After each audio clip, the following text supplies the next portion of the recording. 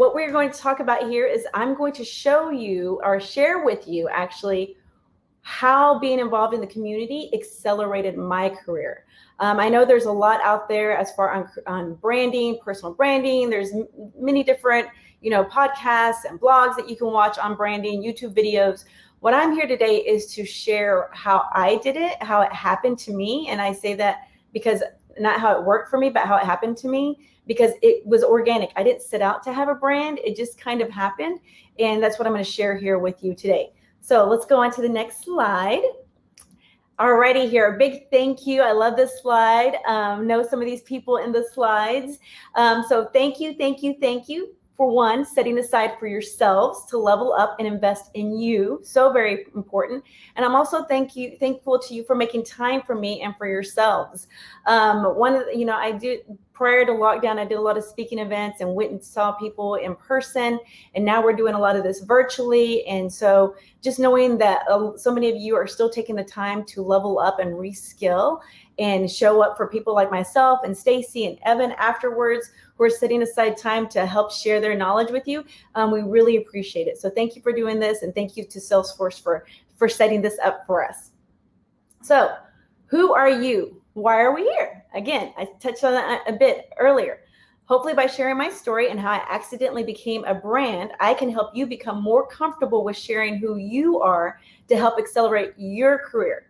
Some of you may be interested in having an actual personal brand.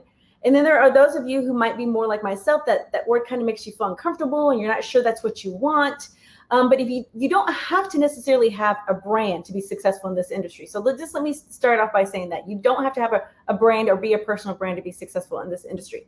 It's a lot of work. So that being said, if you are on social, like LinkedIn or Twitter, for example, you are leaving a digital footprint. People are forming ideas of who they think you are whenever you engage on social. For example, LinkedIn, you can see the activity. You can see when you're liking on something. You can see when you comment on something. Same with Twitter. Your Twitter feed shows what you're liking and who you're engaging with. So even though you may not be aware of it, you are inadvertently creating a brand, and people are forming ideas of who they think you are through your engagement on social. So just keep that in mind as we go through this. And again, sharing my story and how I did it or how it happened to me and the result of it. So we'll go on to the next slide and get right into my story. So as you see right here, this is back in 2015. I was a Salesforce team lead. I was an ATX Girly Geek founder. Salesforce Saturday was already in what's the word? Flow, as good flow as, Salesforce flow is good in flow.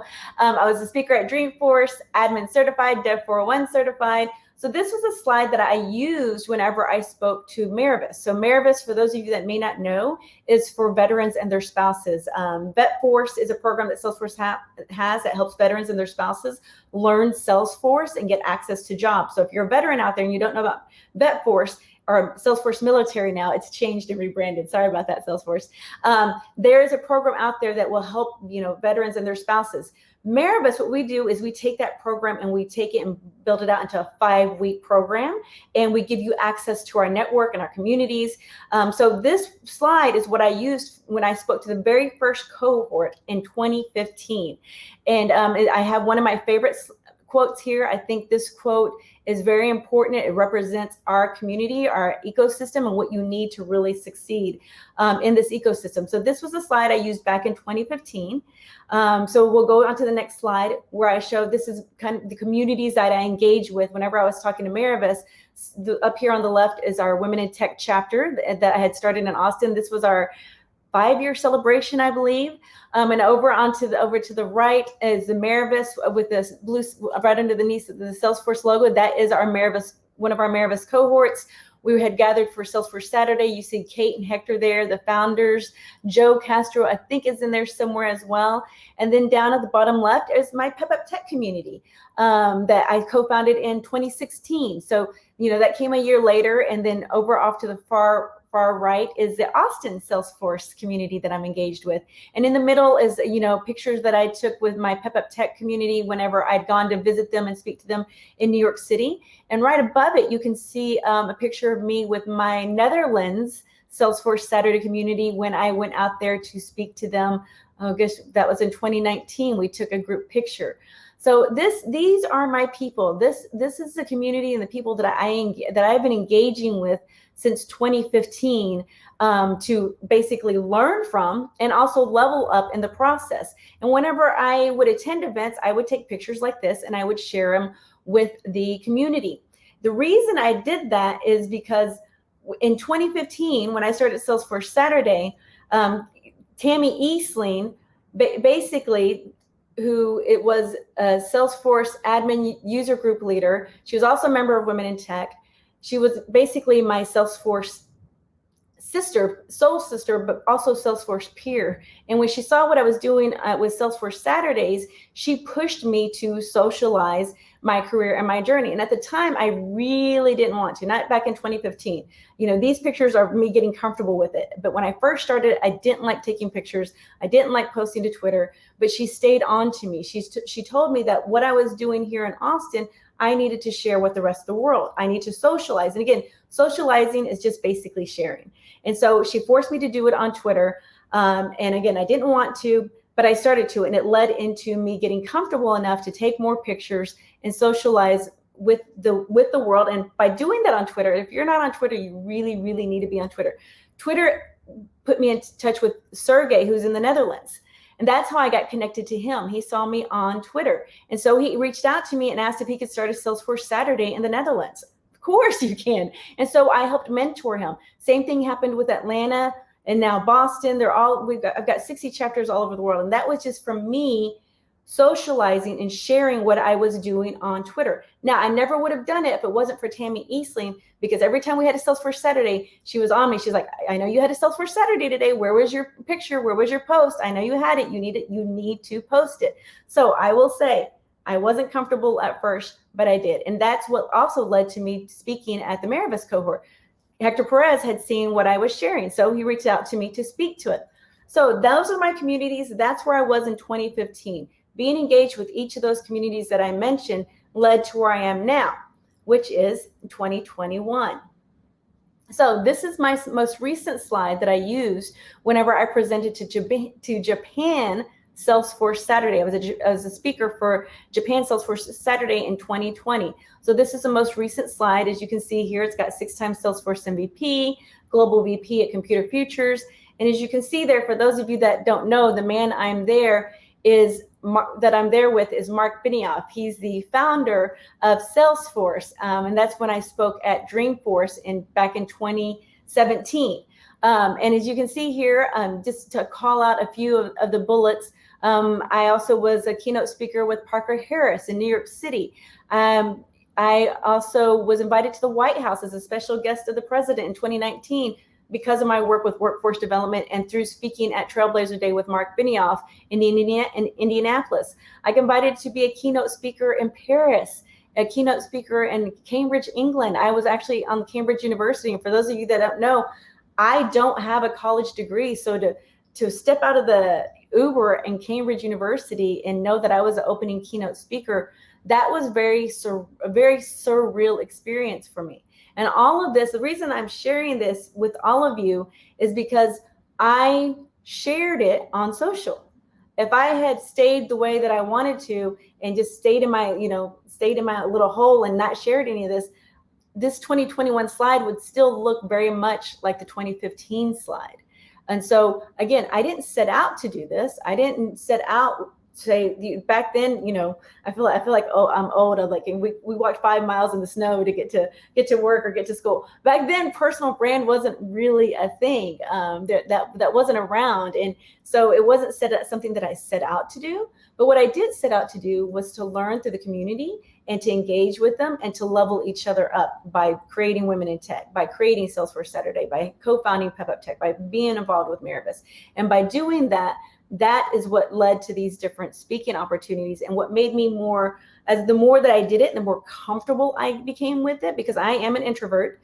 The more comfortable I became with it and was sharing and was speaking, the more opportunities came up. So we'll go on to the next slide and talk more about exactly what is a personal brand. So there are different ways to do a personal brand. So again, and I'm taking I'm assuming that most of you that are here are newer to the Salesforce ecosystem. So for those of you, hopefully you know who Salesforce Ben is and who David Liu is. But Salesforce Ben, right here in the middle, this was, I was in London with him back in 2019, and we did a speaking event, a career panel, and he moderated, and I was one of the guests. I was the only American. All the rest of them are London rock stars. If you don't know, Gemma and Heather, Gemma is Ladies Be Architect and the Architect Club, and Heather is with Supermoms. And so I was very fortunate to get to be on a panel with them. But the thing I love about Salesforce Ben is that he's one of those brands that everybody who, once you get into the Salesforce ecosystem, you know who Salesforce Ben is. You get his emails, you go to his website, and you know that image of him with the flying Salesforce Ben, but you don't know who he is. You don't know his face. And I've actually become friends with Salesforce Ben and have caught myself calling him Salesforce Ben instead of what his actual name is, which is Ben McCarthy. And for me, I love that kind of personal brand, because you get the brand out there, but he gets to kind of hide behind it, which is, because this is a lot of work and it can be a little exhausting, especially for us introverts. I kind of wish I had taken that approach, but it's, too late to go back now. This is, again, I didn't set out to do this. And then another one over here, as I mentioned earlier, is David Liu. And if you don't know who David Liu is, you need to go to sfdc99.com. David Liu is hands down, has probably individually created the most amount of developers out there, period. He shared his story. He's at Google now. He owns, last I checked, he owns Google's 5 largest Salesforce instances. And he shares his knowledge for free on his website on how to become a developer. And he also shares how to get certain certifications. And last I checked, he also had a class on Pluralsight where you could pay to learn even more hands-on how to become a developer. So these are different ways to become different brands. And now the thing about David, even though this isn't really a logo for him, this is the image he uses all the time. Anytime he's speaking, anytime he's doing a blog, anytime he's doing a presentation, this is his image that he uses. And I love it because it shows that he's at his keyboard and he's learning. And that is what he's all about. He's all about learning. So again, different ways that you can do a brand. This is me where I mentioned earlier where I'm at the White House. And you'll see here, I'm doing it with, half my eyes only showing. And before lockdown, whenever I would do a Salesforce Saturday, I would take a picture of everybody behind me, and I would only do it with where you could see my eyes, because I have chipmunk cheeks and I don't like them. And so I wanted to, everybody insisted I be in the picture. So my way of making them happy and me happy was cutting off half my cheeks and just seeing on my eyes and seeing everybody behind me. And that it became known as the Stealthie. During lockdown, that's probably one of the things I miss. We haven't been around people, so I haven't gotten to do that in a long time. But that ended up becoming part of my brand. And the cool thing was I got to do it in the White House. So let's go to the next slide. Find your voice. Now, how did all of this kind of happen, for me, like with the Stealthie, and, getting to speak and sharing what I did?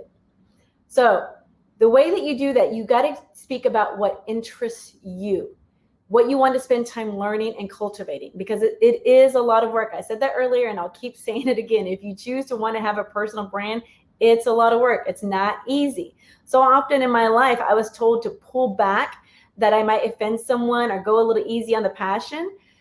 Once I stopped listening to people who tried to change me and just was myself and shared what I was passionate about the things that interested me, the people that were like me found me and supported me and encouraged me whenever I posted something. They would let me know if they liked it or not. You can see what people respond to. Once you find your audience, they will give you feedback.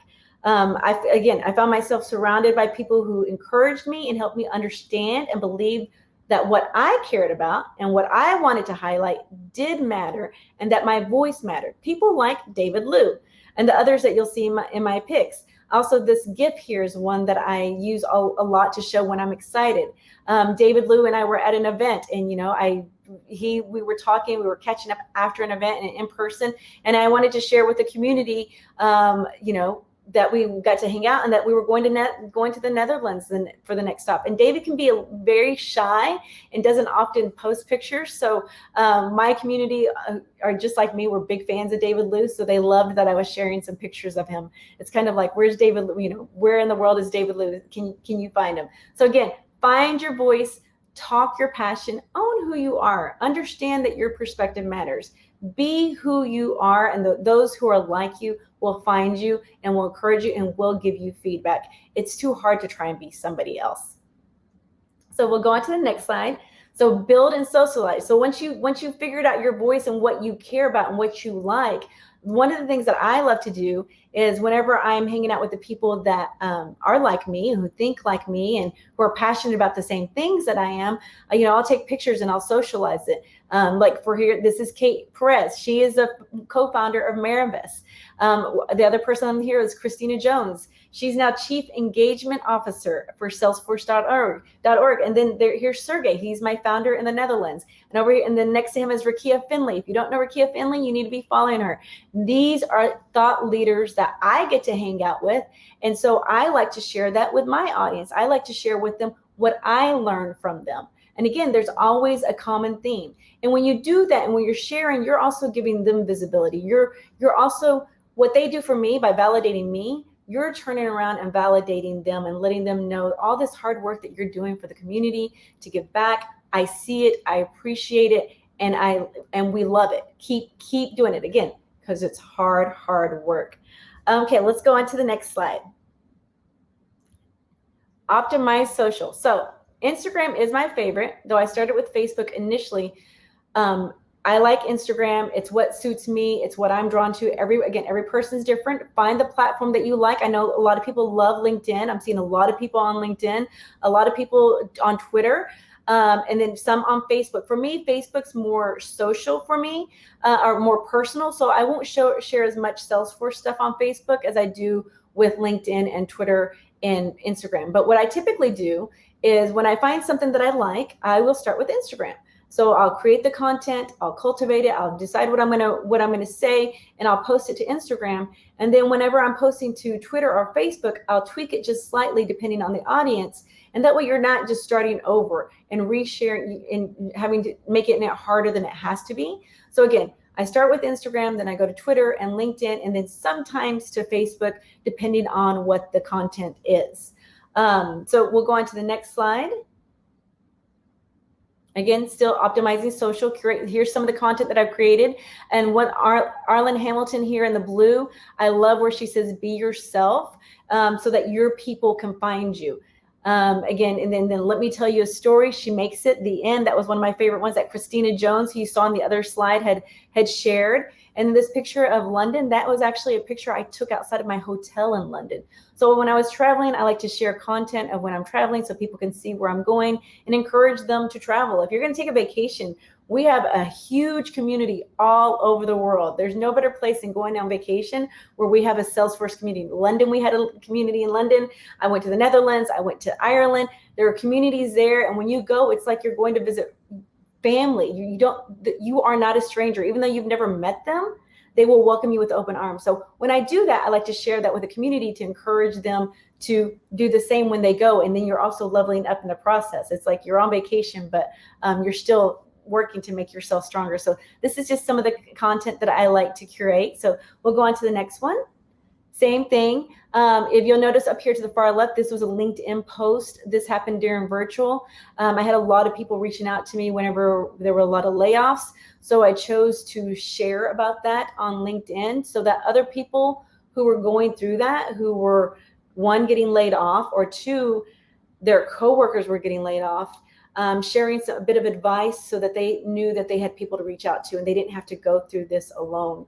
I've been through layoffs. I've been at companies where I had to lay people off and I was in person. But when you do it in virtual, you feel at that time it felt very lonely. So I used that opportunity to reach out to our community to give them advice on LinkedIn. So that was something that was a little more serious that I didn't necessarily put on Instagram. I only did that on LinkedIn.